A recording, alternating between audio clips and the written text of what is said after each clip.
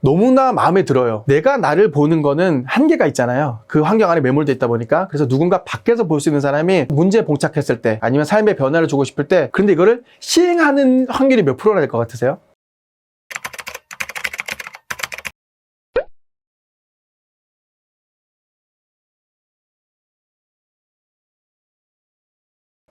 안녕하세요. 예, 저는 하베르 코칭 에듀라는 코칭 회사를 운영하고 있는 장호진 코치입니다. 코치라는 이런 직종 자체를 사실 많이 모르시잖아요. 우연찮게 독서 모임을 하는 곳에서 코칭의 커리어를 이렇게 쌓아가시는 분을 만났는데, 처음에는 실효성이라든가 아니면 그렇게 주요하다 이런 생각하지 않았었어요. 그분하고 대화를 나누거나 코칭이나 프로세스를 밟아가면서 생각보다 파워풀하게 삶의 변화가 오기 시작했고, 내가 업으로 진행하면서 오히려 주변 사람한테 많은 더 영향을 줄 수 있겠다 이런 생각을 하게 돼서 코칭이라는 길에 접어들게 됐습니다.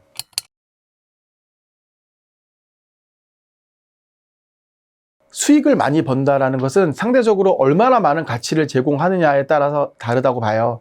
예를 들자면 코칭을 통해서 사람을 살릴 수도 있어요. 그 한 사람의 삶이 완전 나락으로 떨어졌던 사람의 삶이 다시 정상으로 돌아오기도 하고, 또 어떤 경영 문제로 크게 리스크를 안고 지지부진해서 회사가 폐업할 위기였는데 다시 살아나기도 하고, 그런 정도의 가치가 있다고 하면 그 가치에 맞춰서 거기에 따른 페이라든가 보수는 책정이 된다고 보고요. 어떠한 가치를 고객에게 제공했느냐에 따라서 수익은 좀 많은 차이가 있다고 생각합니다.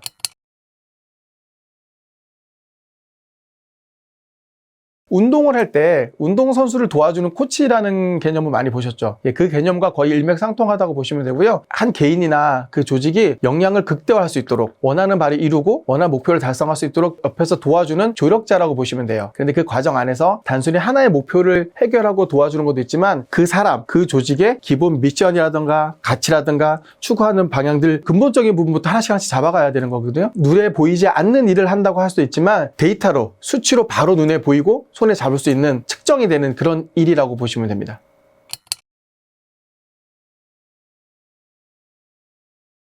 비즈니스 현장에서 가장 많이 하는 일은 임원분들이나 관리자분들이 그 조직을 잘 관리하기 위해서 조력을 받는 이런 임원 코칭, 관리자 코칭이 있고요. 일반 중간 관리자나 팀 코칭 같은 경우는 그 팀이 원하는 골을 달성하기 위해서 어떻게 생산성을 높이고 어떤 프로세스를 짜고 어떻게 일을 해야 되는지 그 전반적인 부분을 같이 조율한다고 보시면 됩니다. 그게 이제 보통 비즈니스 현장에서 가장 많이 이루어지는 일이고요. 요즘은 아예 그 신입사원들이 들어올 때 일부 회사들은 아예 그냥 코칭의 프로세스로 교육을 하는 경우도 있어요. 기본적으로 소통, 성과 관리 이런 것들이 녹아있다 보니까 신입사원들 교육하는 데 들어가기도 하고요. 팀장들 교육하는 데도 프로그램 자체가 들어가기도 합니다. 개인 퍼스널 코칭에서는 그런 거죠. 이제 어떤 한 개인이 문제에 봉착했을 때 아니면 삶의 변화를 주고 싶을 때, 내가 나를 보는 거는 한계가 있잖아요. 그 환경 안에 매몰돼 있다 보니까. 그래서 누군가 밖에서 볼 수 있는 사람이 그 사람에 대해서 계속 질문을 해주고 어떤 것을 바라보고 있고 무엇을 원하는지 계속 옆에서 도와주는 조력자가 필요한데, 그런 역할을 하는 것이라고 보시면 될 것 같습니다.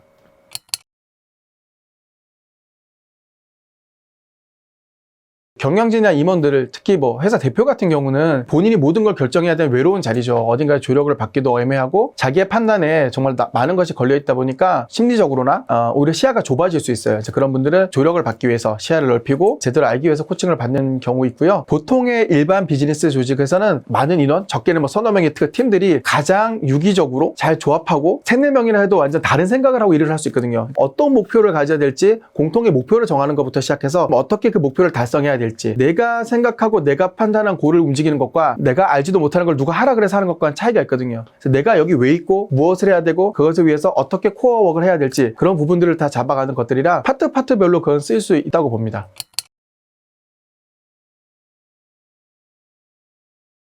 영업이라는 게 기본적으로 니즈 베이스, 상대가 어떤 니즈를 가지고 있냐라는 아는 것이 되게 중요하고요. 소통하는 법이에요. 가장 중요한 게 경청이죠. 근데 경청이 생각보다 상당히 어렵습니다. 경청도 단계가 있는데 제대로 마음을 다해서 잘 들어주다 보면 그 사람의 니즈가 나와요. 또 그 대화하는 과정에 공감대라는 게 형성이 되거든요. 상대가 익숙해지고 나와 잘 맞는다고 생각을 하게 되고, 또 내가 필요한 걸 나도 모르게 알려주는 사람이 있다면 그런 분들하고는 소통하기 좋겠죠. 신뢰가 쌓이겠죠. 문제를 가지고 어떤 사람이 이야기를 하면 그 문제를 해결하기 위해서 처음에 신경 쓰지 않아요. 왜냐면 왜냐면 문제는 평생을 살면서 계속 생길 거니까 그 문제를 가지고 있는, 해결하려고 하는 이 사람은 어떤 사람일까? 이 사람의 존재는 무엇일까? 그래서 우리는 문제에 집중하지 않고 존재에 집중을 하게 되거든요. 나의 상품을 들고 가서 판매를 하는데 이 상품이 뭐가 좋아요? 뭐가 좋아요? 이게 중요한 게 아니라 이 상품을 구매하고 써야 되는 이 사람은 어떤 사람일까? 그 사람이 어떤 필요가 있을까? 그것에 집중하다 보면 오히려 판매는 더 쉽게 이루어진다고 봅니다. 굳이 뭐 상품 설명 같은 게 필요가 없을 수도 있겠죠.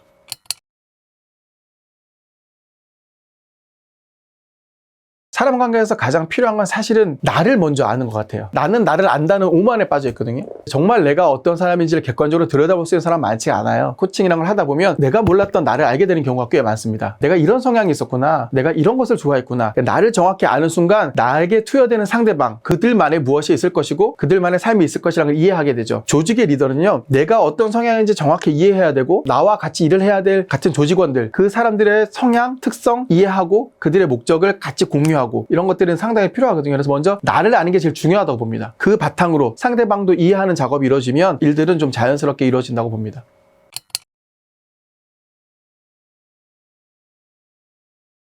기본적으로 우리가 컨설팅이나 멘토링 같은 경우는 그 분야에서 어느 정도 수준에 오른 사람이 상대방에게 약간 가르쳐준다, 알려준다, 노하우를 전수해준다, 이런 개념이 커요. 근데 코칭은 그게 아니라 상대방은 온전하고 모든 해답을 가지고 있고 소스가 충분하다. 그래서 내가 아는 답을 전수해주는 것이 아니라 그 사람이 스스로 나의 진짜 필요를 찾고 필요를 해결하기 위해서 어떤 방법을 해야 될지, 그 방법을 내가 어떻게 체킹해야 되고 이 환경을 어떻게 구성해야 될지 그거를 스스로 찾게 도와줘요. 그러니까 내가 아는 내 지식으로 전달하지 않고 본인이 찾게 해주는데, 이게 왜 중요하냐면요, 어떤 다른 솔루션을 받았어요. 너무나 마음에 들어요. 그런데 이거를 시행하는 확률이 몇 프로나 될 것 같으세요? 생각보다 많이 떨어지죠. 왜 그러냐면 남의 생각이기 때문이에요. 너무나 멋져 보이고 너무나 좋은 계획이지만 남의 생각이기 때문에 나한테 들어맞기가 상당히 쉽지 않습니다. 근데 코칭에서 하는 방법은 내가 찾아낸 거기 때문에 실행할 확률이 상당히 높아져요. 내가 진짜 필요한 거고 그걸 위해서 내가 찾아낸 방법이기 때문에 여기서부터 차이가 사실 상당히 커져요. 그렇기 때문에 조금 더 파워풀하다고 봅니다.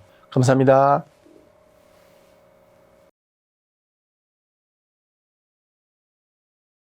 꼰대가 많은 이유는 실명을 밝힐 수는 없고 상당히 큰 회사, 삼성도 벌벌 떠는 회사가 있어요. 대표분이 소통을 하고 이끌어가는 리더보다 본인의 지식이나 본인의 명령체계를 전달하는